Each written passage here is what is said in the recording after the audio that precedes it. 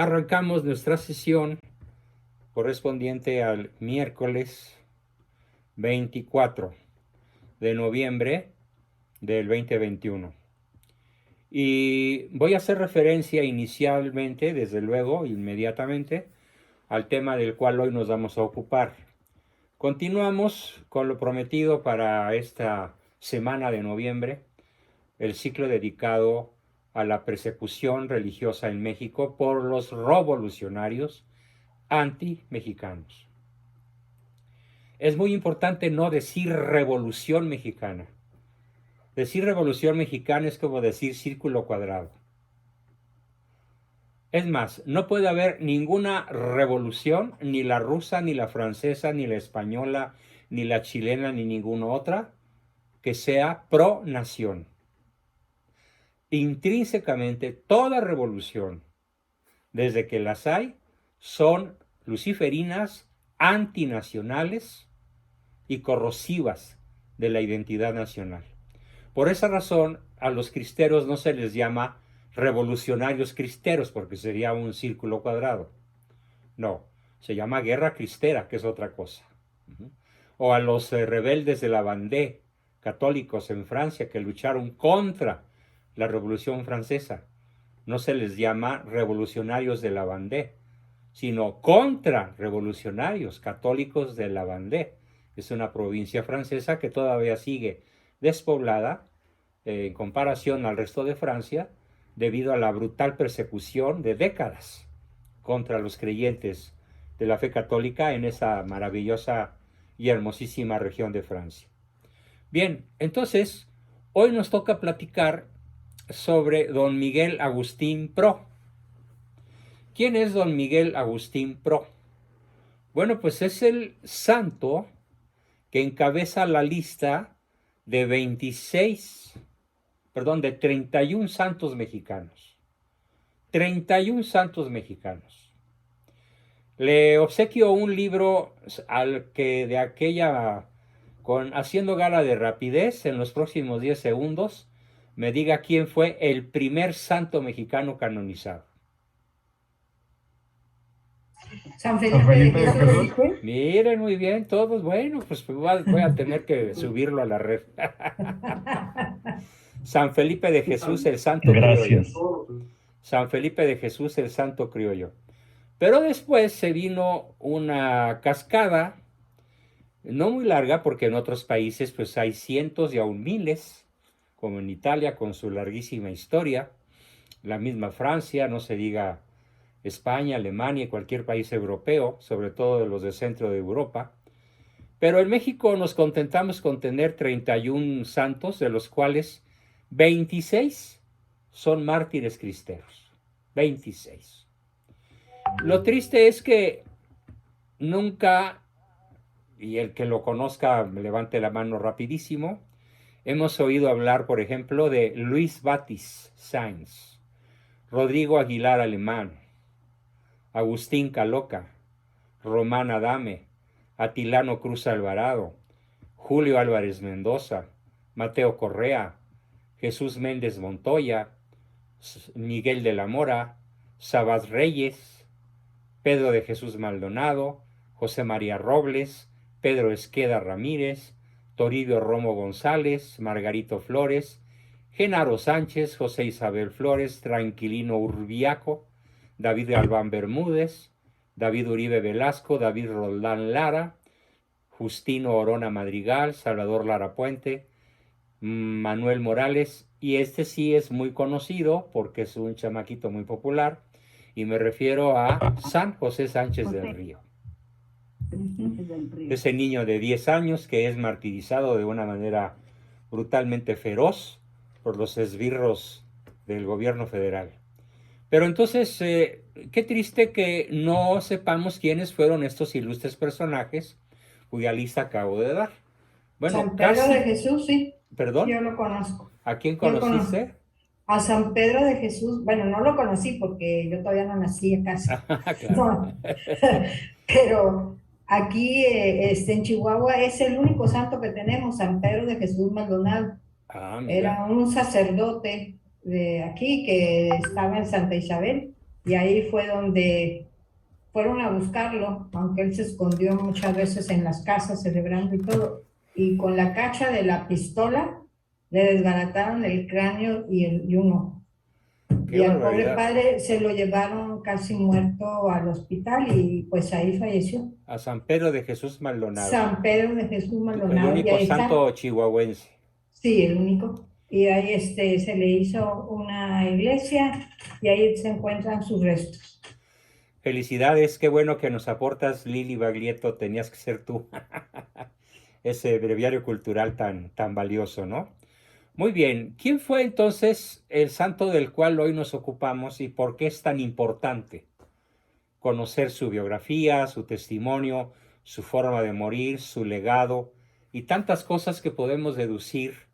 No solamente yo, ustedes van a participar mucho en esta sesión, ya que conozcamos la formidable biografía de este sacerdote y mártir que, fíjense, fue fusilado el 23 de noviembre de 1927.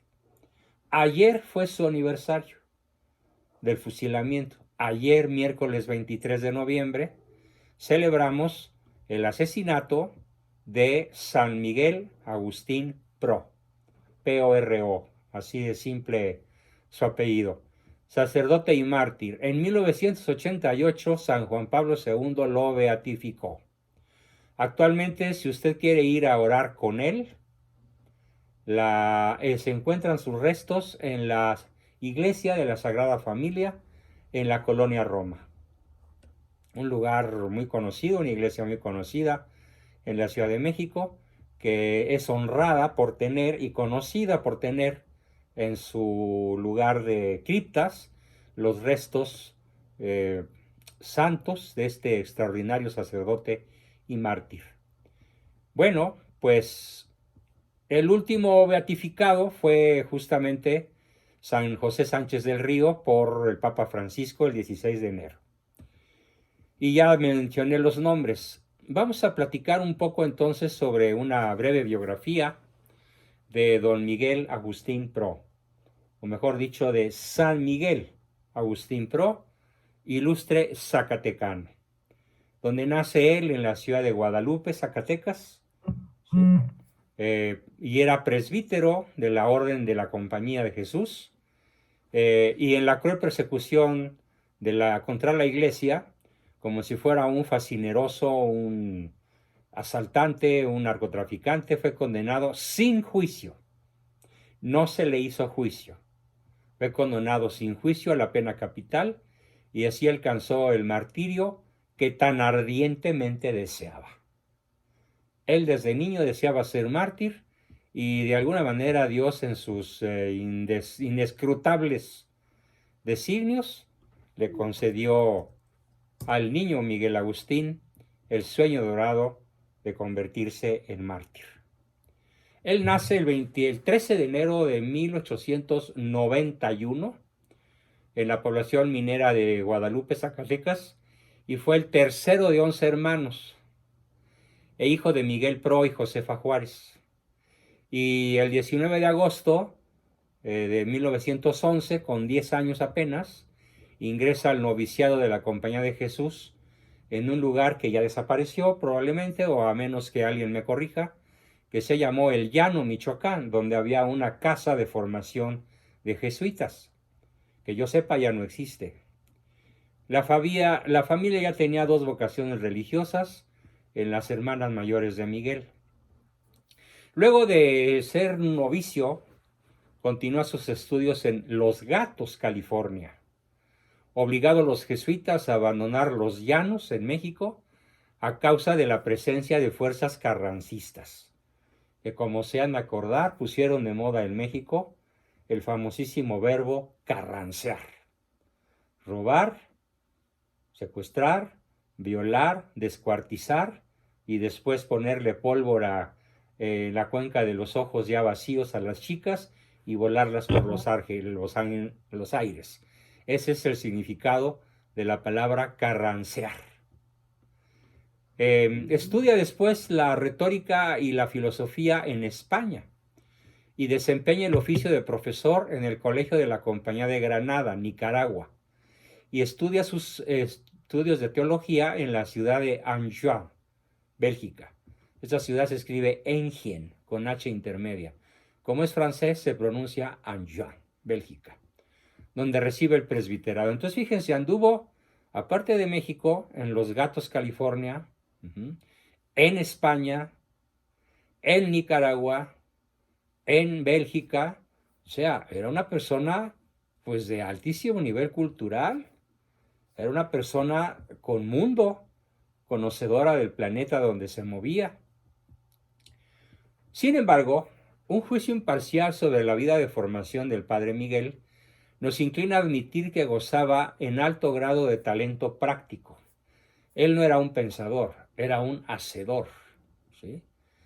Quizás porque de niño, pues durante los primeros 10 años de su vida tuvo una educación muy deficiente. Sin embargo, era un muchacho sumamente jocoso, bromista, de un humor agudo, que sabía hacer buenas bromas, pero aquí viene una fase muy dramática de su vida. Siendo él muy joven, probablemente por privaciones de su alimentación durante su niñez, le pegó una tremenda úlcera estomacal con oclusión del píloro, y toda la ruina de su organismo hicieron prever un desenlace rápido, una muerte rápida antes de terminar sus estudios en Bélgica. Los dolores eran tan terribles y que no cesaban, escribe él en una carta íntima, que disminuyo de peso hasta casi medio kilo cada semana, y a fuerza de embaular porquerías de botica tengo descarriado el estómago. Eso de embaular porquerías de botica nos da una idea de cómo era de sentido del humor, ¿no? Quiere decir tomar medicinas, ¿no? Bueno, y descarriado el estómago.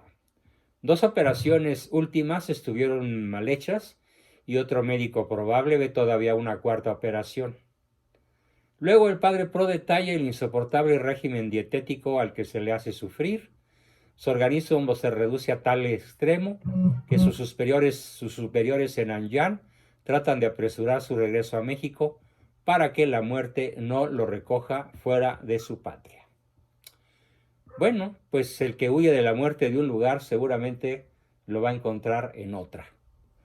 Porque en esa situación realiza su anhelo muy enfermo de viajar a Lourdes, al pie de los Pirineos, esas montañas francesas que albergan la gruta de Lourdes, donde nos espera una intervención de la Virgen que le devuelva las fuerzas que necesitará para llegar a México, a ayudar a los católicos perseguidos entonces por la persecución. El fusilamiento, la prisión y el destierro para cualquier sacerdote o líder católico de cierto renombre, por ejemplo, como lo fue mi padre, como lo fue mi abuelo, están a la vuelta de la esquina. Narra su experiencia el padre Pro en la gruta de Lourdes. Dice: ha sido uno de los días más felices de mi vida. No me pregunten lo que hice, no me pregunten lo que dije. Solo sé que estaba a los pies de mi madre y que yo sentí muy dentro de mí su presencia bendita y su acción. Esa experiencia mística es para leerse entera en su vida. Sabemos por ella que la Virgen le prometió salud para trabajar en México. Y así fue. Llegó a México y como si fuera el hombre más saludable del planeta. Es uno de los milagros certificados por Lourdes. El exorbitante trabajo que tuvo los meses que vivió en la capital, desde su llegada en julio de 1926 hasta noviembre del año siguiente, le permitió realizar multitud de cosas, huyendo de casa en casa para despistar a los sabuesos que le seguían sus pasos. No sé si ustedes han oído hablar de un policía mexicano muy famoso de aquella época que se llamaba Valente Quintana, algo así como el Sherlock Holmes mexicano o el Arsenio Lupin francés, un tipo fuera de serie que termina incluso pidiéndole perdón al padre después de cuando lo va a fusilar, cuando va a ser fusilado, porque este Valente Quintana contribuyó en gran medida a que pudiera ser localizado y tomado prisionero. Todo aquel trabajo no hubiera podido ser realizado por un individuo de mediana edad y menos por una persona tan maltratada en su salud como Miguel Agustín Pro, de no haber sido por la intervención milagrosa de Nuestra Señora de Lourdes. Así que aquí tenemos en este santo mexicano un sorprendente milagro de la Virgen de Lourdes. Aquí le sorprende al Padre Pro en México el fracasado intento de un señor que se apellidaba Segura Vilchis, para asesinar, bueno, no asesinar, me equivoqué, perdón, para ejecutar a Álvaro Obregón, presidente electo. Aquel católico que era ingeniero, el ingeniero Segura Vilchis, hizo mal las bombas, las armó mal, calculó mal la cantidad de pólvora, clavos, metal, para que realmente fueran mortíferas. Estaban tan mal hechas las bombas de aquel católico exasperado que ni siquiera causaron desperfectos graves en el coche abierto del tirano que pretendió ejecutar. El ingeniero Segura había procedido con todo sigilo para preparar y ejecutar el acto de tiranicidio legítimo. Nadie sino el chofer, su chofer de Segura Vilchis, y 2 obreros estaban enterados. La Liga Nacional Defensora de la Libertad Religiosa, y por lo tanto los hermanos Pro, Humberto y Roberto, hermanos del padre, y el padre mismo, fueron absolutamente ajenos al proyecto tiranicida de Segura Vilchis. Lamentable que haya fracasado. No fracasaría después León Toral, por fortuna, pero se hubieran evitado muchos males para México si en vez de morir hasta la bombilla, Dios nos hubiera concedido la gracia de que hubiera muerto en el auto por los bombazos de Segura Vilchis. Comentario al margen. El Papa Pío XI había defendido a los católicos mexicanos y había condenado abiertamente, Pío XI fue un papa tremendamente valiente, asertivo, sin pelos en la lengua, había condenado la injusta persecución que en 3 ocasiones a través de documentos públicos se había dirigido al mundo. Plutarco Elías Calles, alias el Turco, famoso por su estado depresivo casi permanente, le llamaban también el taciturno. Plutarco Elías Calles, el perseguidor, estaba irritadísimo contra el Papa Pío XI, pero no pudiendo descargar su ira contra un enemigo tan invencible y tan lejano, la furia la descargó contra el Padre Pro, al que la indiscreción de una mujer y de un niño, platicones chismosos, que dijeron, pues nosotros sabemos que el Padre Pro quería morir, que el general Obregón se muriera.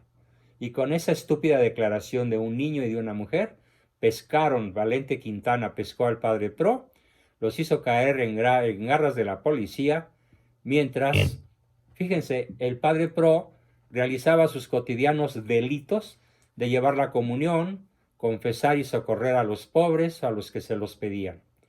Plutarco Elías Calles se vengaría del Papa en un cura.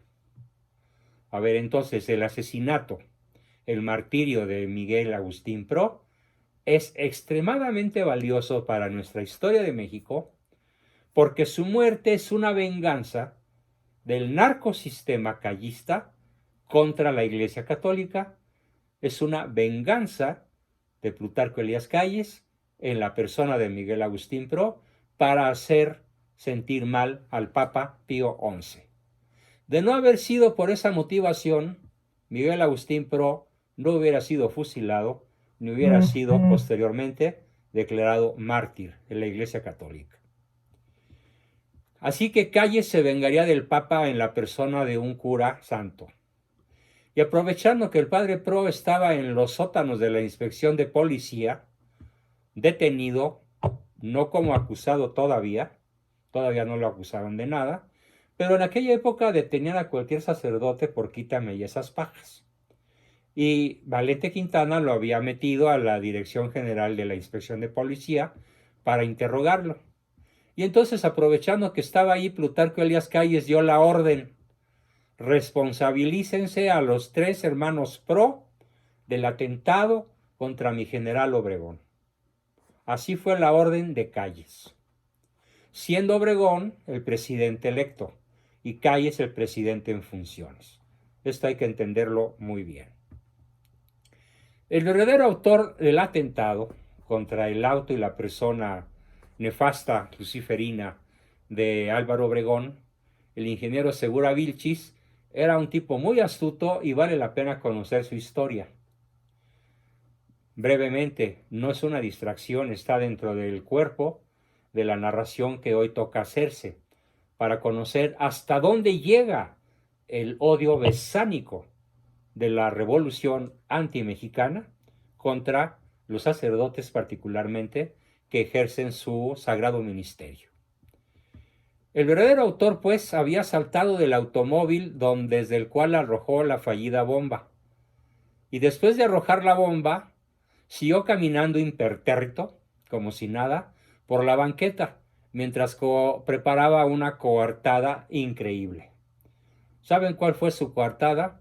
Que Obregón, después del atentado, se dirigía a los toros, y Segura Vilchis, sin ser reconocido por los guaruras de Obregón, entró a la plaza caminando detrás del general, buscó su palco y encontró el modo de hacerse bien visible y reconocible por el general Obregón, y hasta lo saludó. Así, nadie podía citarlo como testigo, ya que él se hallaba en los toros unos minutos después del atentado. Y esto fue certificado por el propio presidente electo Álvaro Obregón. No obstante, y aquí viene lo más interesante de la historia de este gran ingeniero, de este héroe mexicano, de este mártir mexicano, no obstante, enterado por las extras de los periódicos acerca de que acusaban al padre Pro y a los hermanos Humberto y Roberto Pro del lanzamiento de la bomba, ¿qué creen que hizo el ingeniero Segura Vilchis? Resolvió su caso de conciencia y corrió a la inspección de policía para presentarse al general Roberto Cruz, inspector general, y previa palabra de honor de que soltaría libres a los 3 hermanos Pro, se ofreció a decir quién era el verdadero autor. Y entonces el general, el inspector general Roberto Cruz, general del ejército, dice que con palabra de honor le dijo: está bien, si usted me dice quién es el verdadero autor, respetaremos la vida. Bueno, pues ya saben cómo paga el diablo, ¿no? Don Francisco Vilchis Segura se delató a sí mismo y probó con toda facilidad que él era el autor del atentado.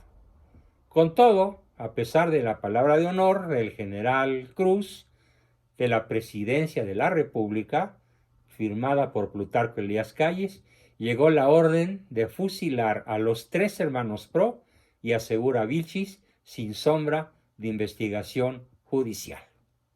Esa es la revolución antimexicana a la cual el Pejelopóstil este día 20 de noviembre celebró con un fastuoso y horripilante, no sé cómo llamarle, aquelarre, por no llamarle desfile, porque desfile yo lo reservo más bien para una parada militar.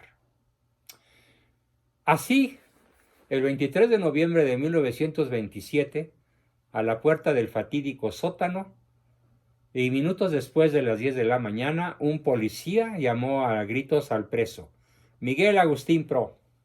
Salió el padre y pudo ver el patio lleno de ropa y de invitados como un espectáculo de toros, a multitud de gente y a 6 fotógrafos por lo menos. Por eso hay tantas fotos de aquel momento publicadas, incluso ustedes ponen fotos de la ejecución del padre Miguel Agustín Pro y las van a tener a montones en la red. El comentario de Plutarco fue esto: a los miembros del cuerpo diplomático. Y los miembros del cuerpo diplomático de México, entre otros el embajador de Argentina, que ya veremos ahorita qué hace, ante el cuerpo diplomático, Plutarco Elías Calles: quiero que estén presentes en este fusilamiento para que todo el mundo se entere de cómo mi gobierno castiga la rebeldía de los católicos. Esta es la revolución. No nos andemos con cuentos. Esta es la verdadera génesis, el verdadero espíritu revolucionario antimexicano. El padre Pro caminó sereno y tuvo tiempo de oír a uno de los aprensores que le susurraba: Padre, perdóneme. Y el padre, ¿qué creen que le dijo? Hijo, no solo te perdono, te doy las gracias. Le volvieron a preguntar su última voluntad: que te quites y me dejes rezar. Así, quítate y déjame rezar. Genial. A las 10 de la mañana con 30 minutos del 23 de noviembre de 1927, pues, en el patio de la Estación Central de Policía, ubicada en lo que hoy son las instalaciones del diario El Universal, sobre la avenida Bucareli, miles de personas, por dentro y por fuera de lo que constituía el cuadro de práctica de tiro, se escuchan las voces de mando emitidas por el coronel Mascorro. Vaya nombrecito, le queda bien para la ejecución, ¿no? Mazmorra, Mascorro. Bueno, desde las ventanas de Excelsior, muchos miran cómo un sacerdote vestido con alzacuello, la sotana estaba prohibida por las criminales leyes contra la iglesia, se incorpora de rezar hincado sus últimas oraciones, se para frente al pelotón de fusilamiento, abre los brazos y con los ojos semicerrados grita un momento antes que le den la orden de fuego un firmísimo ¡Viva Cristo Rey! No es un grito, es un ¡Viva Cristo Rey!, dicho con toda claridad, con toda asertividad, con toda valentía, en la jeta del demonio. Una vez que él termina su grito, se escucha la descarga que lo hace doblarse hacia el piso y prácticamente morir de forma instantánea. Si bien era costumbre de la época, le dan en la sien, con una pistola de alto poder, el tiro de gracia. Entre la gente que asiste, entre los miles de personas que asisten a aquel tremendo acto revolucionario, hay llanto, dolor, consternación, y va tomando forma el rezo del rosario. Se escucha el tiro de gracia. Los hasta entonces seguros sicarios, tan seguros que permitieron que se tomaran fotos del fusilamiento, encabezados por un masón reconocido, el general Roberto Cruz, titubean asustados ante la nueva ola de rumores que se desprende de las voces unidas en el rezo y en el llanto. Sí, el generalísimo Roberto Cruz se asustó de lo que la gente enfurecida pudiera hacer. Pero no, la multitud no estaba enfurecida. Lloraba unidas con sus manos, con sus corazones, con sus hombros, en una superficie muy estrecha, miles de personas, rezando el rosario. Yo creo que el que se asustó fue el demonio, ¿no? Ahora tratan de borrar las huellas de su obra, cuando ya las placas fotográficas, algunas listas para dar la vuelta al mundo, sí, en aquel momento, borren todo. No, ya no se pudo. Esas placas fotográficas salieron, incluso protegidas por fotógrafos que decidieron que eso se tenía que conocer más allá de las fronteras, y mostraban realmente el estado en el que vivía México, país casi en aquella época 100% católico, en manos de sus muy poquitos, pero terriblemente psicopáticos, perversos, rabiosos, llenos de un odio besánico, enemigos. Prosiguen, sin embargo, los fusilamientos. Después del fusilamiento de don Agustín, siguen otros muchos fusilamientos, de aquellos que unos en realidad y otros en casos fabricados por el gobierno, de Plutarco Elías Calles, fueron supuestamente ajusticiados. El ingeniero Luis Segura Vilchis, con el ejemplo del padre Pro, muere con dignidad, como lo hacen también el hermano del padre Pro, Humberto, y otros muchísimos más. ¿Cómo había sido el atentado? Lástima que falló.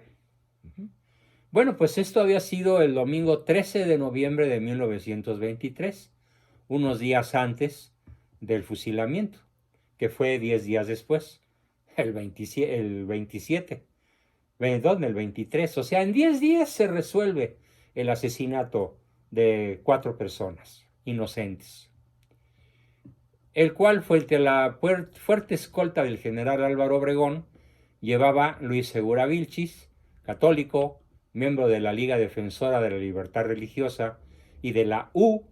Ojo, la U la comandaba mi abuelo. Así, la U era una letra que significaba la unión de todo México. Solicitó prestado un automóvil, no dijo para qué, y con dos bombas caseras que él mismo preparó, intentó en las calles del bosque de Chapultepec matar al entonces candidato a reelección presidencial, contra la cual dijo anteriormente luchar Álvaro Obregón. Frustrado el intento, muerto el chofer de Segura Vilchis por los disparos del escolta obregonista y chocado el auto de los cuasi magnicidas, lástima, la bravura de Segura Vilchis fue tal que se quedó viendo los resultados del accidente y charló personalmente con Obregón, y como ya dije, lo siguió hasta el toreo. Cuando éste llegó al sitio donde el auto ardía en llamas sobre la avenida Chapultepec, ya fuera del bosque. Obregón era de un carácter tan violento, no digamos temperamento, sería en su descargo, digamos carácter, decidido por él. Los historiadores de su época, que lo conocieron bien, lo describen como una persona tan violenta que llegó a matar parientes cercanos y compadres suyos, ¿sí?, cuando algo le parecía mal, cuando lo contradecían o cuando hacían algo que a él le disgustaba. Calles, a quien se consideró siempre un pelele de Obregón, de inmediato solicitó al general sinaloense Roberto Cruz que aprovechara la ocasión para presentar como culpables a los hermanos Pro. Ellos, Humberto y Roberto, ciertamente participaron por haber conseguido, o más bien prestado sin saber para qué, el automóvil en el que se cometió el atentado. Ellos no sabían para qué Luis Segura Vilchis quería el automóvil de marca Essex. Entonces era un automóvil de lujo, registrado a nombre de Daniel García, que en realidad era el sobrenombre de Roberto Pro. Sin embargo, la fecha del atentado, los tres, tras oír misa, la pasaron en una casa de la colonia Anáhuac, departiendo, comiendo y jugando fútbol, hasta que por la tarde llegó a sus manos una edición extra del Gráfico, vespertino perteneciente a la Universal, que creo que todavía circula por ahí, famoso por la página 2, donde siempre ofrecen muchachas desnudas, ¿no? Por la tarde llegó a sus manos y así se dieron cuenta del atentado contra Obregón, y mencionando como sospechosos a ellos, que estaban muy quitados de la pena. La organización que Humberto y Roberto habían llevado a los organismos de apoyo, el movimiento costero relacionados, la U y la Liga Defensora de la Libertad Religiosa, significaba desde hacía tiempo que Calles esperaba el momento para soltar la garra encima de tan significado, tan importante grupos de católicos. Con el atentado llegó el momento de la venganza para el turco. Así que mató varios pájaros de un tiro. Todo esto es justamente un estruendo tremendo el que se escucha en la mente, del corazón, en las conciencias de los habitantes de la Ciudad de México. En aquella época, imagínense ahora, 25, 30 millones. En aquella época todo corrió como un reguero de pólvora. Tenía apenas 500,000 de habitantes la Ciudad de México. Y tan pronto como corrió la noticia, le asignaron a Calles los peores enemigos, los peores epítetos que se puedan ustedes imaginar. ¿Sí? Todavía hubo alguien quien intervino con muchísimo valor, y esto hay que contarlo porque es parte de nuestra historia, porque a pesar de que Calles no iba a desperdiciar la oportunidad de sacrificar a los 3 hermanos Pro, y convenció a Obregón de la culpabilidad de los hermanos, siendo inocentes, y así fue como se ordenó fusilarlos a los 3, tras una farsa de juicio, y matando a Segura Vilchis y a algunos más, tomaran o no parte en el atentado, que entonces, movido por la tremenda injusticia del asesinato del padre Pro, hay que mencionarlo, el embajador argentino, íntimo amigo del presidente Álvaro Obregón, el embajador argentino se llamaba Arturo Heriberto Orsí, fue quien tuvo el valor de encararse con Calles y evitar el martirio de uno de los hermanos.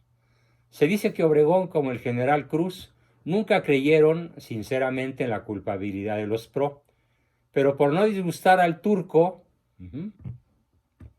Obregón no creía que hubiera culpabilidad en los Pro, pero por tal de no disgustar al turco, terminó aceptando que en efecto merecían ser fusilados. Un abogado que nunca conoció a los Pro, Luis Ernesto MacGregor, presentó una solicitud de amparo para ellos, justo en el momento del fusilamiento, antes. Era hijo del escritor tapatío del mismo nombre, Mariano Azuela Jr., famosísimo, además masón. Y sin embargo, a pesar de que la masonería misma en su ala moderada, a través de Orsí y a través de Mariano Azuela y de Luis Ernesto MacGregor, intervinieron a favor para evitar la muerte de todos los hermanos Pro, solamente se evitó la muerte de Roberto Pro, pero no la del padre ni la de su otro hermano. Conclusiones. El martirio del padre Pro, con el sello de la injusticia de la causa en su contra y de la pasividad con la que, como el Cordero de Dios, se deja llevar al sacrificio, tiene un significado que pocas veces nos ponemos a recordar. Se trata, queridos amigos, y esta es mi exhortación final sobre este tema, porque el viernes veremos dentro de lo mismo la revolución antimexicana, pero ya no la forma de martirio, la forma de persecución que hemos visto el lunes y hoy, sino una muchísimo peor, que es la que hoy tenemos vigente. Se trata de esa muerte en expiación, la del padre Pro, a favor de un México doliente, que era católico de verdad. Tal vez más triste es decirlo, que muchos elementos del clero de entonces. Pero la mayor ofensa que podemos hacer a una entrega tan absoluta es dejarla en el olvido. Por esa razón, yo crecí, desde que tengo uso de razón, con las historias que mi tío abuelo, don José María Carranza, perdón, mi abuelito, don José María Carranza Chávez, y mi tío abuelo, don Juan Bosco Carranza Chávez, presbítero, nos contaban de una manera que parecía la telenovela de en la tarde, cómo había sido asesinado el padre Pro y otros muchísimos. Quiero entonces que sepan de parte de su facilitador, psicólogo, terapeuta, amigo Juan Bosco, que yo crecí en un ambiente plenamente cristero. Mi telenovela de en la tarde, desde los 4 o 5 años de edad que recuerdo tener uso de razón, hasta los 13 o 14 o 15 incluso, todas las tardes era la biografía, las hazañas, las andanzas, las idas y las venidas de algún mártir cristero.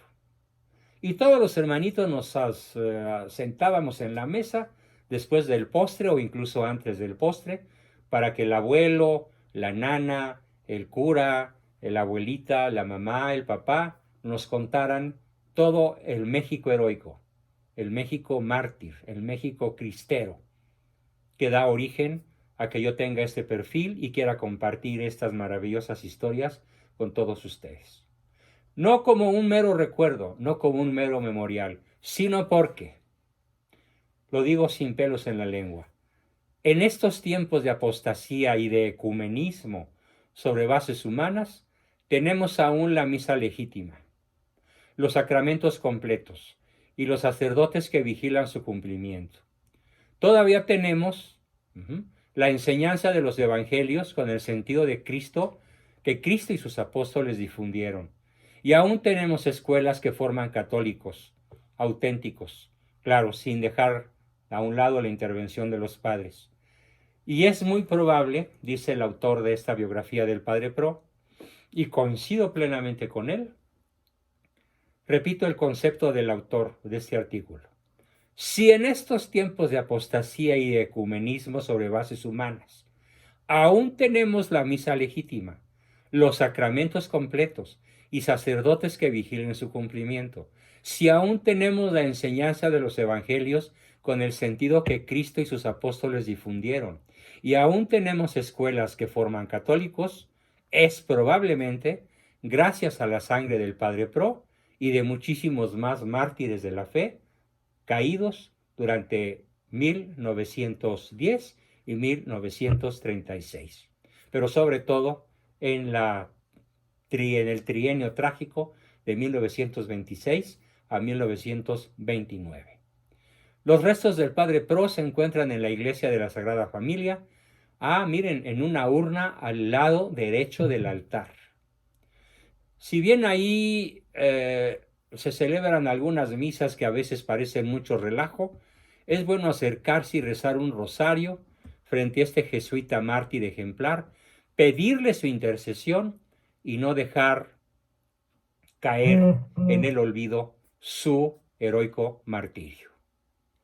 Lo peor que nos pueden hacer nuestros enemigos, y lo intentan de todas formas, y en gran medida lo han logrado, es hacernos olvidar estas gestas heroicas.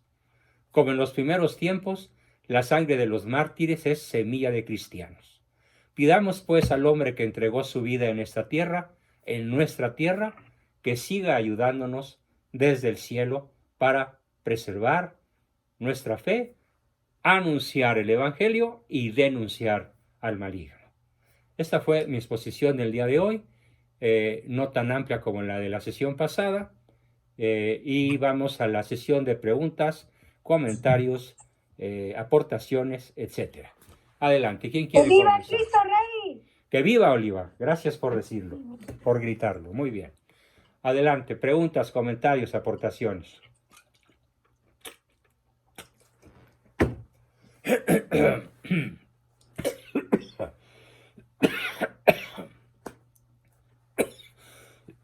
Perdón, se me fue el agua por otro conducto. Salud. Salud. Alce los brazos. Gracias. Ya. Tania, por favor. No, era nada más para girar la cabeza, así se liberan las vías. Así. Bueno, lo que es la sed traicionera. Adelante, por favor. Doctor, Osvaldo. espero que se componga. No, ya. Te escucho. De todos esos que estuvieron involucrados en la muerte de ellos dos, la mayoría eran masones. Todos. Nada que de la mayoría, todos. Tal vez los soldados rasos que jalaron del gatillo por su calidad de gente del pueblo, humildes, que simplemente obedecieron órdenes y le pidieron perdón al padre antes de jalar del gatillo. Seguramente ellos no eran masones, pero obedecían órdenes masónicas. El ejército de México desde 1824 está bajo la bota masónica. Para saber discernir que una persona es masona, ¿cuáles son los pasos o qué es lo que debe mirar hacia esa persona? No vas a encontrar ninguno en tu camino. Te lo aseguro. ¿Por qué? Porque no eres, como te dijera, un sujeto reclutable. Si fueras un líder intelectual famoso, un periodista brillante, un gran empresario y no una admirable persona de donde palpita el pueblo, pues ya te habrían buscado. ¿Y cómo se reconocen sus aproximaciones? Pues siempre te ofrecen el oro y el moro a cambio de que reniegues de tu fe. No te lo piden de golpe y porrazo y de manera cínica o desparpajada, sino de manera inteligente y poquito a poco. La masonería tiene 3 reglas para conquistar adeptos: cautelosamente, cautelosamente, cautelosamente. Pero si alguna vez llegas a oler que alguien se te acerca ofreciéndote dinero, relaciones, fama, privilegios, aguas. Pero no lo creo porque pues no serías una persona de alto peso específico. A menos que tengas por ahí guardados $500 millones. O siquiera 50. Pero no creo, ¿verdad? Pero yo no soy ni rico ni muy inteligente, pero como estoy en un grupo ciudadano donde tratamos a todos los políticos, pues, se huelen quienes son. Digo, ¿verdad? A ver, ¿cómo los has distinguido, Carlitos? En primer lugar, cuando yo he mencionado que todos los masones son una satra de... Ahí salen algunos a defender, no, ¿cómo es posible? Pero es que la masonería ha hecho de, pues eres masón, aunque no me lo digas. Y pues sí, la mayor parte de los que están metidos en el municipio lo son. Entonces, ¿En qué municipio tienes la tragedia de verlos? Guadalupe, Nuevo León. Ah, que la canción, pues es un municipio súper importante, man. Uh-huh. Y te aseguro Y que pues, los otros 4 o 5 municipios importantes así están.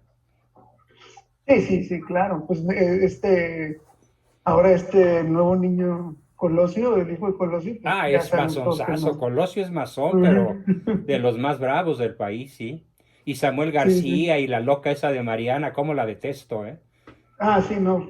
Así, con odio jarocho. Es una taira de alto nivel. Dicho elegantemente. Hace unos días mataron a un niño de 5 años aquí en la ciudad, en un asalto. ¿Qué pusieron ellos en sus redes sociales? Nada. Se tomaron fotos peinándose en la mañana. Exactamente. Sí, así y yo les puse, oye, ¿algún comentario sobre el niño? No, obviamente no van a contestar, pero... Yo creo que no existe en México una pareja tan digna de ser llamada fifí, superficial, payasa, presumida, o sea, exhibicionista, farandulera. Todos los términos que se refieran a ese tipo de cosas les quedan a Samuel y a Mariana. De una manera que el idioma no alcanza a describirlos como son. Pobre Nuevo León con este par de pillos. De verdad que sí. No, sí, es como gobernantes para gobernar idiotas. Eso es así me siento, pero bueno. Masones finalmente. Muy bien, tenemos a Isaac Villa, a Mate de Marta y a Alejandro Familiar. Adelante, Isaac. Buenas noches, doctor, y buenas noches a todos. Yo quisiera preguntar, a manera de resumen, así como Juárez y las leyes de reforma fueron Juárez y la masonería les quitaron todo el poder, bueno, muchísimo poder católica y cambió la forma de pues ahora sí que de vivir. La revolución, ¿cuál fue el principal cambio o cómo fue, no sé, los principales objetivos de la revolución? Colocar un gobierno a modo de la masonería norteamericana. Ok, entonces... En las leyes de reforma, en las guerras de reforma, el objetivo fue aniquilar a la iglesia. Ajá. En la revolución antimexicana, el objetivo fue colocar personajes fieles, sátrapas, serviles, lamebotas, por no decir lo peor, de las logias norteamericanas. Y se logró rapidísimamente. Porfirio Díaz también era masón. No, espérame, pero he dicho que Porfirio Díaz en los últimos 10 años de su vida rectificó. Es cierto. Y además de rectificar, Porfirio Díaz hizo de México un digno rival de Estados Unidos en lo económico, lo militar, lo político, lo comercial, y no se diga lo cultural. México barría por 2 siglos de ventaja a los gringos de la época en muchos aspectos. Y eso fue justamente lo que había que quitar. Al enemigo temible que Porfirio y su sistema llegaron a hacer de México una gran nación. Y por ello Plutarco Elías Calles es el maximato, ¿no? Claro. Bueno, maximato de Plutarco Elías Calles, pero también hubiera sido de Álvaro Obregón si no se lo echa Luis León Toral a tiempo, ¿no? De hecho, hay un maximato disfrazado que es el que cada sexenio cambia de gobernante, pero no de gobierno. Si te fijas. ¿Sí? Desde 1928 hasta la fecha, no hay un solo cambio de régimen, más que para mal, y el peor de todos, el actual, que es el tema que tenemos para el viernes. ¿Por qué este gobierno de hoy es peor que cualquier otro anterior? ¿Y cuáles son las formas de persecución que hoy sufrimos los católicos a manos del Pejelopóstol y sus huestes de sátrapas, asesinos? Pero te quedó clara la respuesta, ¿verdad? ¿Cuál fue el objeto principal de la revolución? ¿Ok? Sí, básicamente toda la historia y en muchos países se repite, ¿no? Sí, claro, porque la historia universal está dirigida por la cúpula sionista desde hace 6,000 años, cuando menos. Sí. Entonces, lo mismo pasó en Rusia, lo mismo pasó en Francia, lo mismo pasó en España. Si no ha sido por Franco, a España lo hubiéramos perdido muchísimo tiempo antes. Franco salvó a España, cosa que será un tema importante de revisar. Los mitos contra don Francisco Franco Bahamonde, a quien saludo desde esta tierra hasta donde se encuentra seguramente en la patria celestial. El salvador de España y de la hispanidad, don Francisco Franco, contra la horda comunista que le estalla en las manos en 1931. Bien, tenemos otra manita de el mate de Marta. Adelante, Martita. Muy buenas noches. Doctor, entonces todos los gobernantes o los candidatos están dentro de la masonería. Yo que admiraba mucho al profesor Colosio y luego a su hijo. ¿Colosio? Ajá, al profesor, al candidato que mataron. Sí, a Donaldo Colosio, Luis Donaldo Colosio. Sí, era universitario de la UNAM. Yo estuve en la UNAM y bueno, no pensé que... ¿Te platico la triste historia? Sí, por favor. Bueno, pues su asesino es Carlos Salinas de Gortari. Sí, lo sé. Mandó matar a Cloutier y al cardenal y a infinidad de gentes. Así es. A mí me pedían que yo los ayudara a escapar algunos para venirse acá a Yucatán porque piensan que aquí no los van a buscar porque los estaban buscando para matar. O sea, yo finalmente no terminé la maestría, mejor me quedé por aquí. ¡Qué barbaridad! Oye, qué testimonio tan valioso, Martita. Pues... Híjole, ¿qué escondidito te lo tenías? A ver, cuéntanos más. Pues es que yo quería estar en formación de docencia. Soy nieta e hija de maestros y quería yo estar para abrir conciencias. Estuve con formación jesuita.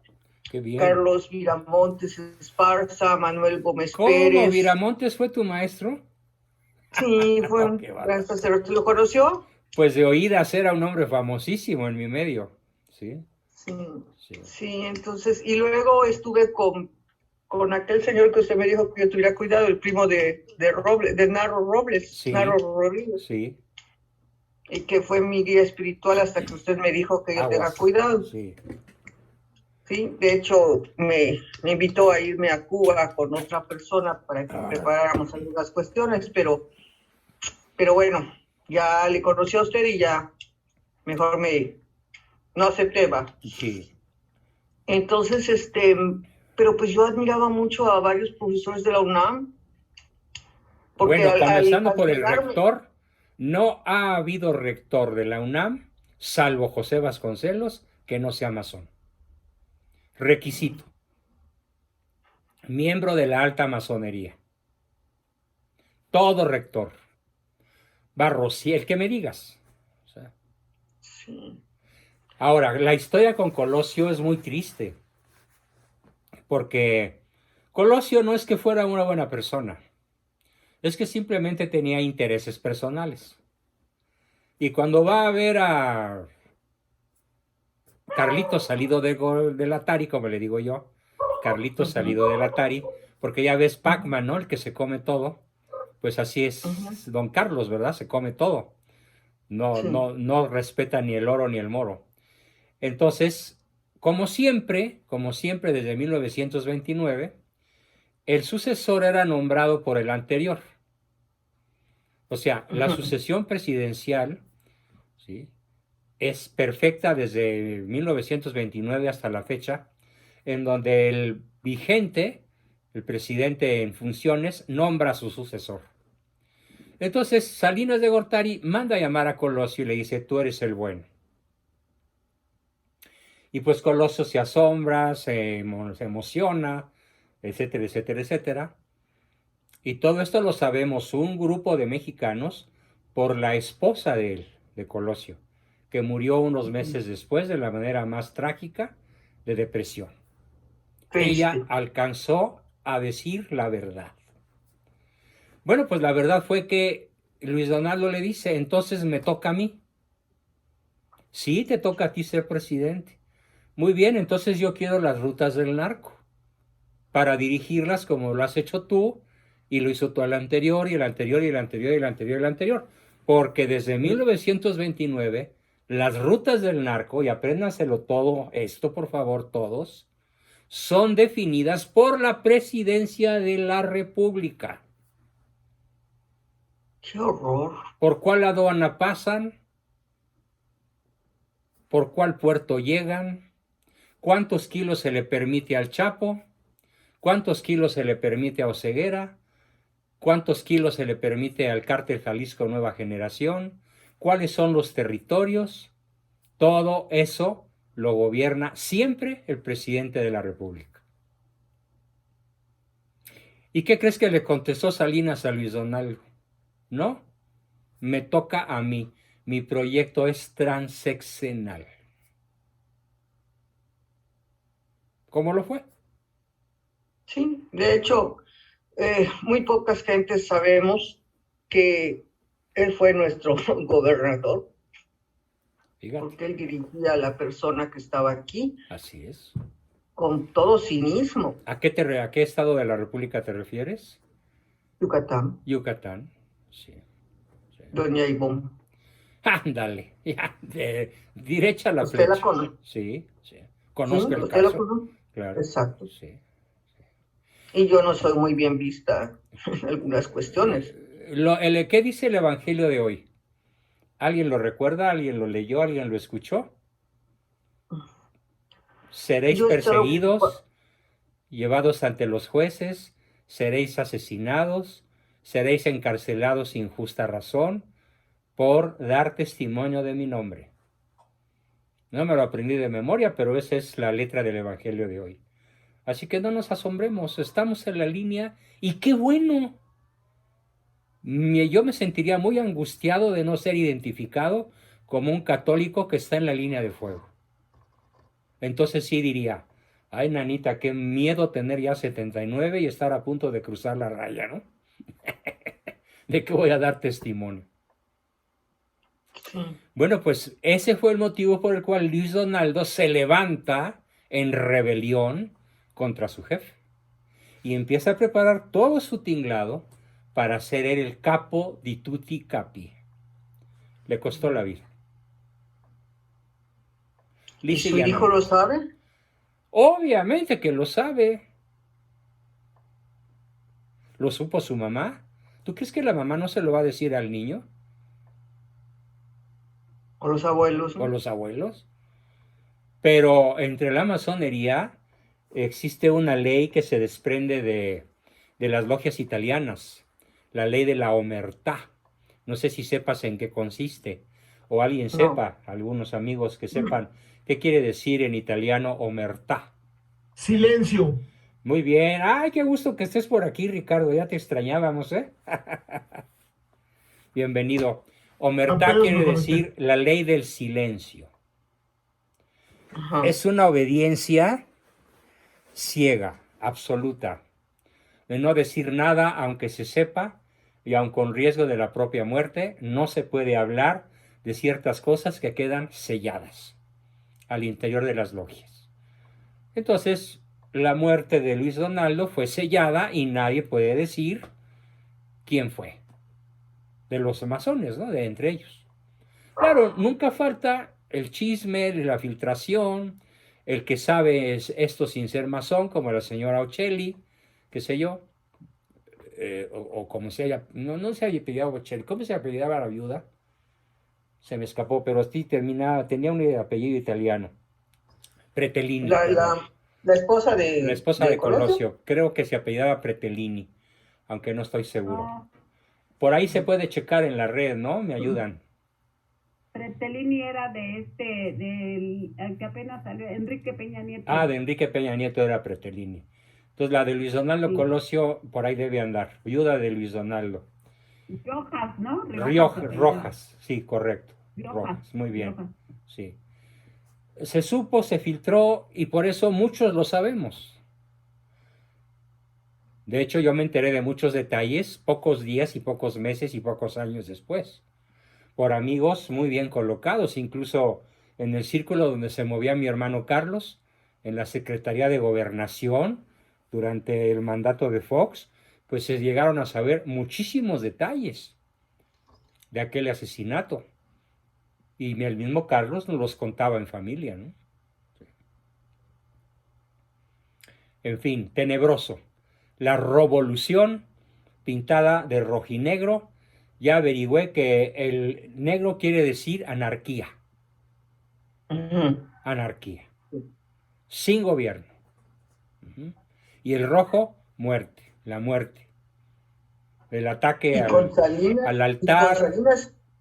Se hizo muy evidente, muy descarado todo. Así es. Muy descarado todo. Sí. A mí unos hombres muy bonitos, de esos como de cine, me cargaron y me sacaron por Tepito, en los techos de lo que es el sindicato de maestros, y me depositaron en Tepito y me dijeron, ándate a tu casa, nena, porque van a morir las demás. Y sí vi las bombas que estallaban. Y yo salí porque una amiga tenía un conocido ahí que la identificó y ella me jaló y salimos las dos libradas y no volvimos a asomarnos por ahí porque corría peligro nuestra vida. Caray, pues qué alegría que la hayas librado, Martita, y tenerte con nosotros contándonos historias tan importantes. Sí, la caballería de Salinas acabó con muchas muchachas muy bonitas que estaban ahí. Bueno, pues con aquella famosa actriz, ¿no? Que fue su amante. Sí. La que hizo aquella de... ¿Adela Noriega? Adela Noriega, sí. Se la consumió. Sí. En fin. Terrible, triste. Triste, tenebroso. Todo cuando hablamos de revolución está de rojo y de negro. Es verdaderamente tétrico el tema, tétrico, tenebroso. ¿Y cómo vamos a salir de este círculo, profesor? Perdón que sea tan repetitivo. Oración, sacramentos, formación, acción, unidad, denuncia, proclamación de la verdad. La iglesia va a ser reducida a su mínima expresión numérica. Si nos tocan tiempos apocalípticos, hay que estar preparados sin miedo. Pero hay que hacer más comunidad. De acuerdo, para el año que entra tengo varios planes que les voy a proponer para hacer más comunidad. Sí. Para extender nuestra acción, para extender nuestra influencia muchísimo más de lo que la hemos logrado. Ya platicaremos los grandes proyectos en donde estoy seguro que todos ustedes nos van a apoyar muchísimo. Con ideas, con modos, con acciones, con recursos, con lo que sea. Cada quien pondrá su granito de arena, porque no podemos dejar que México siga siendo literalmente aniquilado por las fuerzas del maligno. Como nunca hoy. Sí. Mañana voy a hacer un conversatorio, profesor. Un conversatorio donde vamos a platicar de la presidenta del Comité de Ética de la Facultad de Medicina, que falleció el 17 de septiembre, quedó inclinada delante de todos sus alumnos, así como está usted dando clase, ella daba clase al 5º semestre de medicina, se inclinó cuando fueron a ver infarto fulminante. Era una mujer quedó encima de la mesa. ¿Mande? ¿Quedó encima de la mesa doblada? Sí, en su escritorio. Entonces mañana voy a hacer un conversatorio para mostrarle a varios amigos y vamos a grabarlo para sus hijos y sus nietos y dar testimonio a los jóvenes de que existen personas coherentes, existen personas ocupadas de acción por el bien común. ¿Lo puedes subir, por favor, al chat de este grupo? Sería valiosísimo. ¿Perdón? ¿Puedes subir la grabación del conversatorio al chat de este grupo? Sí, profesor. De hecho, no sé si vio que no hace ratito me separé porque un amigo me está ayudando, porque yo no sé hacer estas cosas de Zoom. Las estoy empezando a hacer, pero mañana voy a hacer el ensayo y yo le mando la invitación. Yo le mando la invitación mañana. Me la mandas a mi chat y yo la subo al grupo. ¿Okay? Sí, es de 8 de la noche en adelante. Bueno. Van a estar médicos, van a estar algunas personas que estuvimos en Caballeros de Colón, como escuderos y colombinas. Magnífico, muy bien. Qué bonito saber que hay personas coherentes a las que se les pueda rendir un homenaje. Y que están andando entre nosotros. Muy ¿verdad? bien. No son personas lejanas, son personas de carne y hueso junto a nosotros. Magnífico, Martita. Trabajando por el bien común. Muy bien. Tenemos a don Alejandro Familiar. Adelante, no te vayas. No, estaba buscando una cosita porque quería ver si podía conseguir algún dato más cercano tuyo. Mate, ¿no tiene tu nombre? ¿Mate de Marta? Es que pusiste Huawei, el mate de Marta.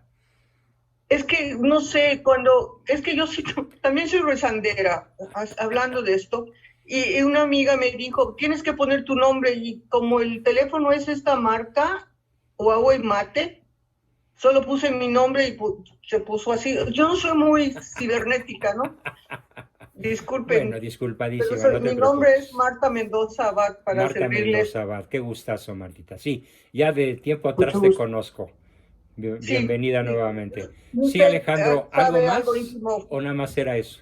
No, hay dos cositas. Bueno, por otro lado, conozco gente, digamos, que se ha acercado a la masonería y entran, pero pues, de niveles normales, digamos, algunos muy sencillos. O sea, esos son, pues, como infantería, yo creo, ¿no? ¿A quiénes te refieres como infantería?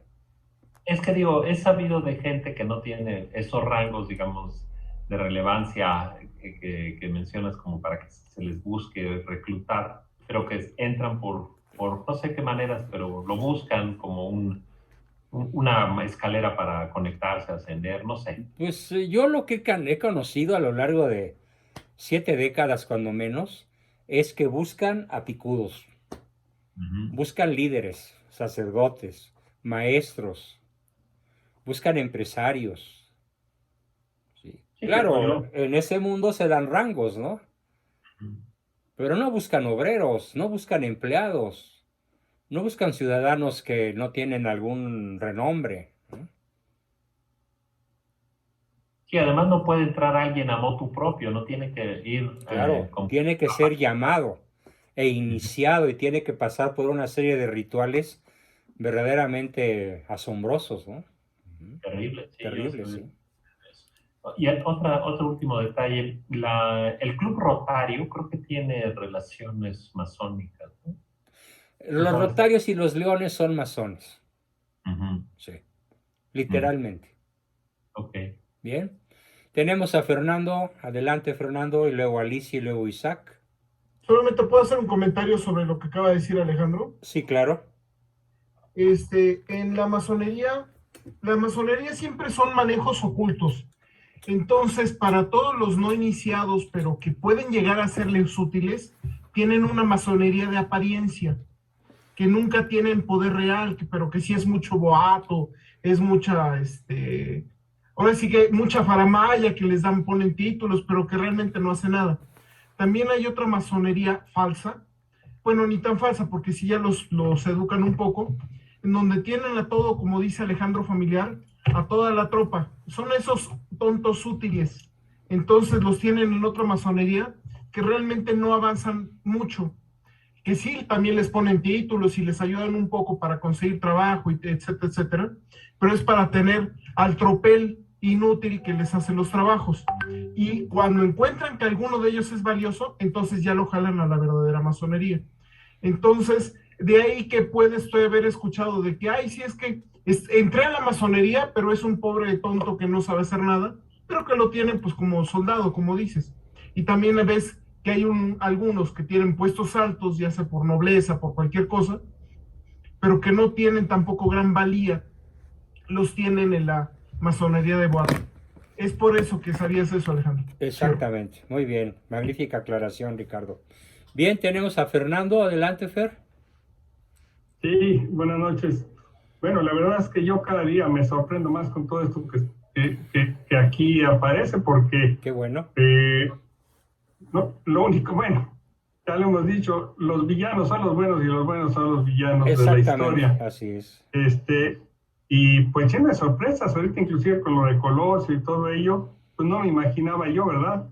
Pero como eso, pues yo veo que el secretario que tenemos de la defensa... No, pues bueno, es la peor ralea que te puedas imaginar. Luis Crescencio Sandoval es un masón al servicio del Pejelopostli, de besarle las botas. Espantoso, sí. Digo, con lo que acaba de suceder precisamente esta semana. Y sí, aparte de eso, brutal. porque hay una foto que sale con George Soros en un 15 de septiembre, que dice uno, bueno, pues ya a esos niveles, con razón, todo lo que está pasando aquí. Así es. Yo no sé qué presidentes de todos los que hemos tenido no haya sido masón, porque pues no sé si el 100% haya sido masón. 3, nada más, 3. Agustín de Iturbide, José Joaquín Herrera y Miguel Miramón. Punto. Todos los demás son masones. Sí. Entonces, como que dicen, ni para dónde voltear, carajo. Ni para dónde voltear. Ni para dónde voltear. Y como dijo por ahí una de nuestras compañeritas, dice, entonces, ¿cuál es la solución? Que ya la dijiste y en esa coincido totalmente, en función de que este mundo ha estado... México está en manos de la masonería y la causa raíz pues, es Satanás. Es la oración, es los sacramentos, es todo. Así es, todo es todo. Evangelización. Digo, tenemos por eso que reevangelizar. Sí, he trabajado en la evangelización desde hace 25 años y la verdad es que no veo otra solución más que ser un soldado de Cristo en ese sentido, porque la obra no es nuestra, la obra es de Él. Así Nosotros hacemos la chambita que nos toca, ¿verdad? Lo que nos toca. Sí. Espiritualmente, pero de todas maneras, y con fe y con esperanza. Claro. Porque...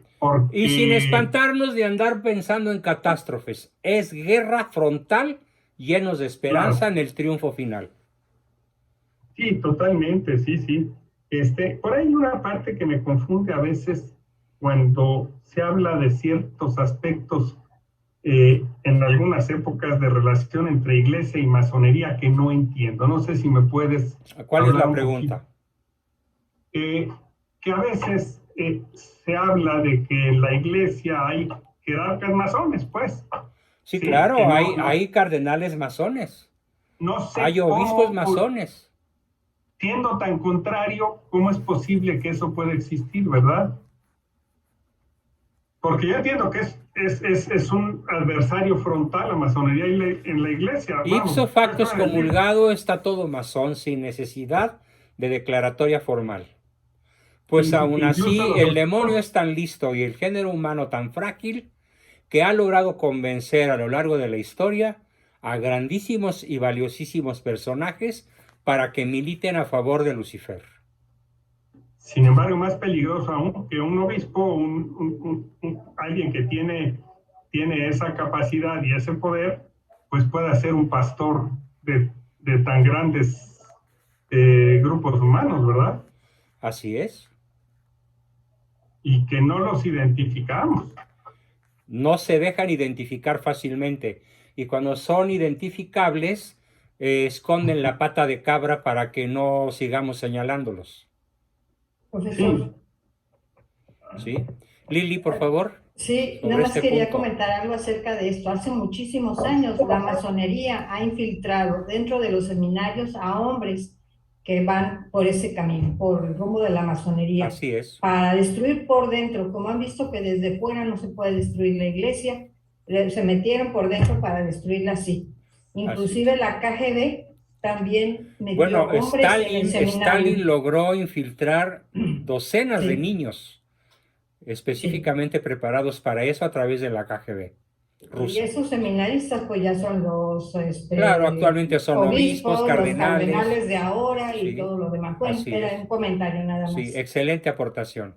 Pues ya viste, Fernando, a la pelea, ¿no? Tenemos a Alicia Lozano y luego Isaac Villa.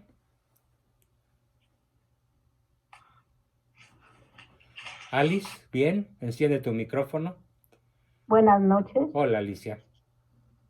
Yo nada más quiero comentar que tengo una tía que ya va a cumplir sus 100 años y ella nos platicaba mucho y admiraba y conoció al Padre Pro. Ay, caray, mira.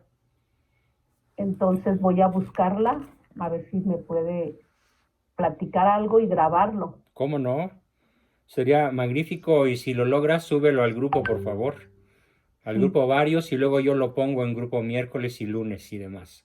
Tenemos una agradable sorpresa que nos da el buen amigo Johnny. Johnny acaba de subir al chat el libro del Padre Pro. Ay, qué bueno. Sí, me está preguntando Johnny si comparto el libro. Le voy a decir comparte. Muy bien. De hecho ya está compartido. Le dan clic, lo bajan a su disco duro. Se llama El Padre Pro.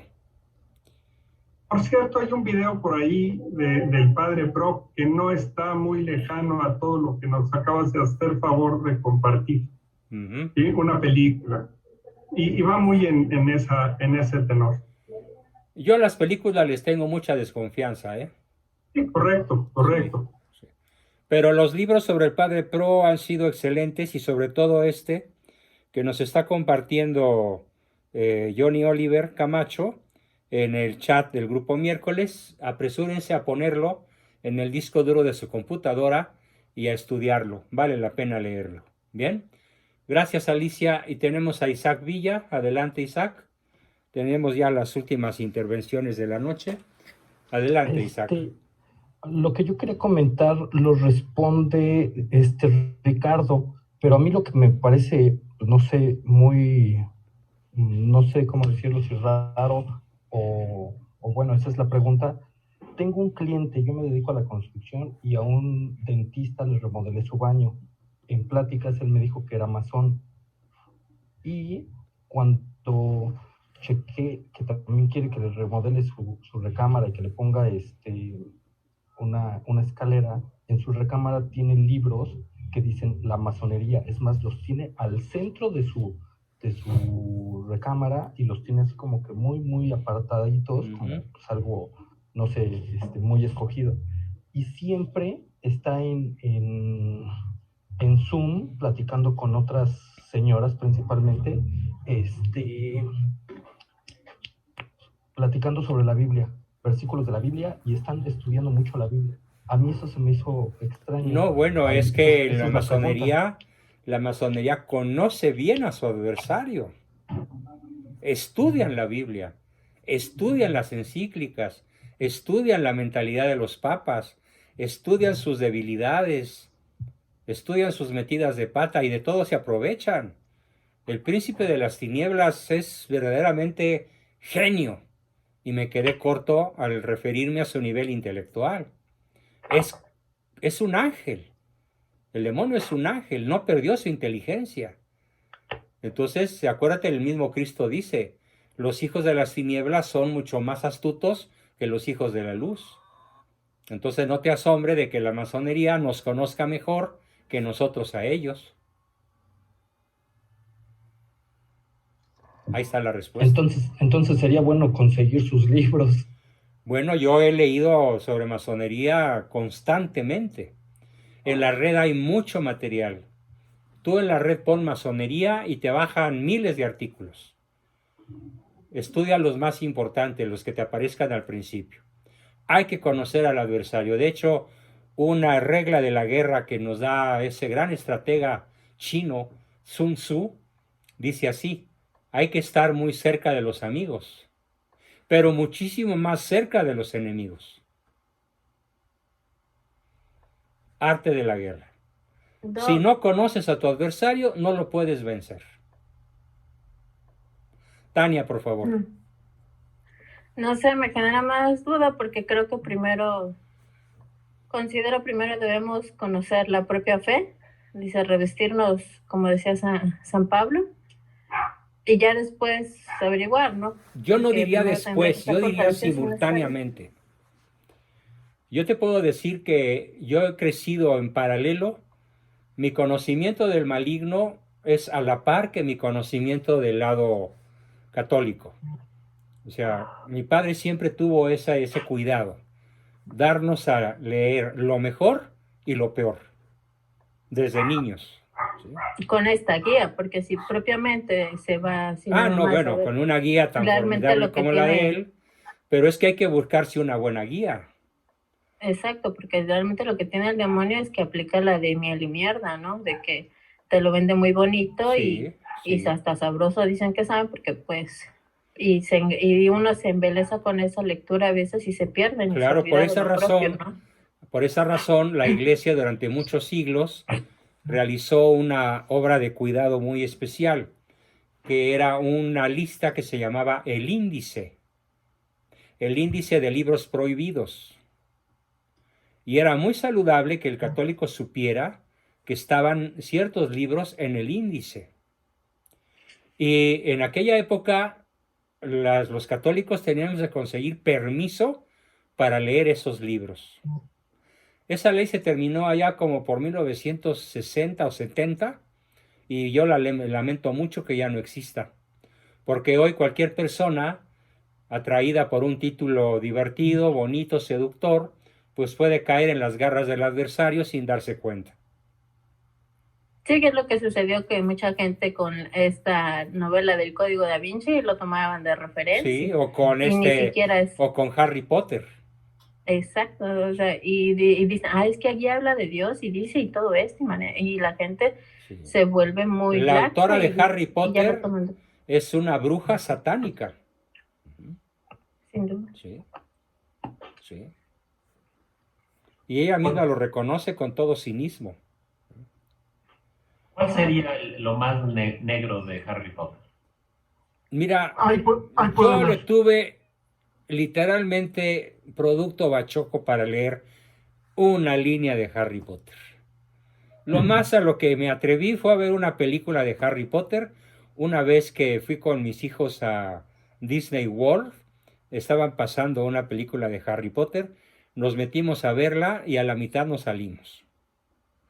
Incluso a petición de ellos mismos. Ahí puedo comentar algo. Claro, lo peor que hay es que, hay en total 5 Biblias satánicas. Cada una sigue cierto camino.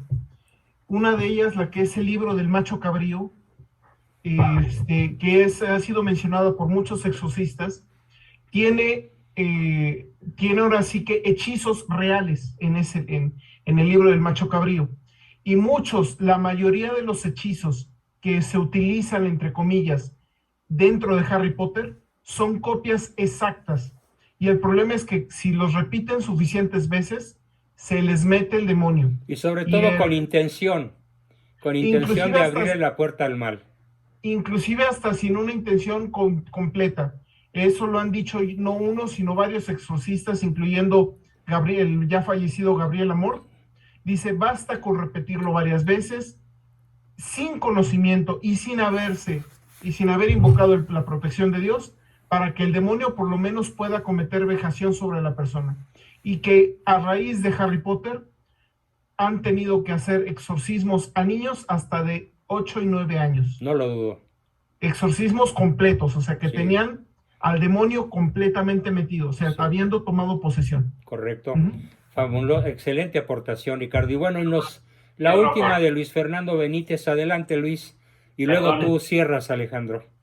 Sí, es un detallito nada más. Ahorita lo dices, Luis Fernando. Doctor, yo tengo una pregunta ahorita que surgió lo de esta escritora de Harry Potter. Apenas en esta semana. Rowlings. Ajá, apenas en esta semana salió una noticia de que la amenazaron estos enfermos transexuales. Sí, o no sé porque ella es anti-LGTB. Algo bueno debía tener, pero eso no le quita lo bruja ni lo satánica. Pero es que ya no entiendo mucho, a veces pues a estas personas, a la masonería y todo eso, de que, ¿por qué no están como... Te lo voy a explicar en 2 patadas. El maligno es complicado, el bien es simple. El maligno es ambivalente, el maligno es seductor, el maligno es limitado, finalmente es una criatura limitada. El bien es ilimitado, el bien es simple, claro, transparente. El mal, como el de Rowling, es muy complicado y muy difícil de entender para una persona como tú. Necesitarías una formación profesional de 70 años como la mía para entender personajes tan complicados como Rowling, por ejemplo. Así que no te preocupes, tú nada más cree lo que decimos y líbrate del mal. Aquí puedo hacer un comentario de ese punto. Sí, claro, Ricardo. Hay que recordar algo. Aun cuando el demonio es el líder absoluto, digo, el Satanás o Lucifer es el líder absoluto, con él cayeron otros, y entre ellos se están peleando continuamente por el poder. Sí, porque entre los demonios no hay amigos. Entre los demonios no hay amigos. Se odian incluso. Entre ellos. Entonces, lo que estamos viendo son, ahora sí que sin dañar el plan general de destrucción de la iglesia y de destrucción de la humanidad, se están peleando entre ellos, y eso se nota también entre las masonerías, entre las sopotoscientas masonerías y tipos que hay. Se llaman obediencias. Se matan exactamente. Se matan entre ellos. Ahora bien, quería comentarles algo rapidísimo de la masonería eclesiástica. Durante la elección de San Pío X, había un cardenal que estuvo a punto, ya tenía los votos suficientes para ser papa, Mariano Rampolla, pero él fue vetado por el emperador austriaco, el último emperador católico, porque se enteró que era masón. Órale. Y precisamente en venganza fue que destruyeron al imperio austrohúngaro en la Primera Guerra Mundial. En venganza, porque iba a ser el primer papa masónico que iba a subir al poder. Formidable dato histórico. Sí, entonces, de hecho eso lo pueden buscar en internet, ¿eh? No estoy inventando. No, yo lo sé, es correctísimo. Entonces fue, el Papa Pío X subió y es San Pío X. Muy bien. Pero fue porque lo rechazaron el último gran reino cristiano, el de Austria, y en venganza destruyeron el imperio austrohúngaro. En la Primera Guerra Mundial. Sí. Muy bien, terminamos la sesión. Alejandro, ¿qué nos querías decir rapidísimo? Híjole, la última y nos vamos. Es como un carril de 20 pistas. No manches, man, yo ya estoy agotado. Pero bueno, lo que yo quería nada más de esta mujer Rowling, me llamó la atención, me enteré hace poco relativamente, pero se puede ver en las fotos donde está ella tiene un tatuaje en esta parte del puño de su mano derecha, donde dice, no sé si es la izquierda o la derecha, pero lo he visto de espaldas, Orde et Coagula, lo tiene estampado, que es uno de los refranes más malignos y satánicos que hay, ¿no? orde es destruir y coagular, ¿no? Es destruir para imponer las reglas del mal. Exactamente. Lo dice Baphomet. Es de Baphomet. Es de Baphomet. Ordet et coagula. Muy bien. Bueno, queridísimos amigos, formidable sesión. Les agradezco mucho a todos. Nos vemos el viernes a las 8 en el taller de historia para el tercer ciclo de esta sesión sobre las obras de la revolución antimexicana en el momento actual. Gracias a todos. Ojalá llenen en la sala. Buenas noches, los quiero mucho y hasta la próxima. Yo no voy a poder ver acá. Igualmente, doctor. Tendrán el video al día siguiente. Igualmente, buenas noches, doctor. Buenas noches. Gracias a todos. Buenas noches.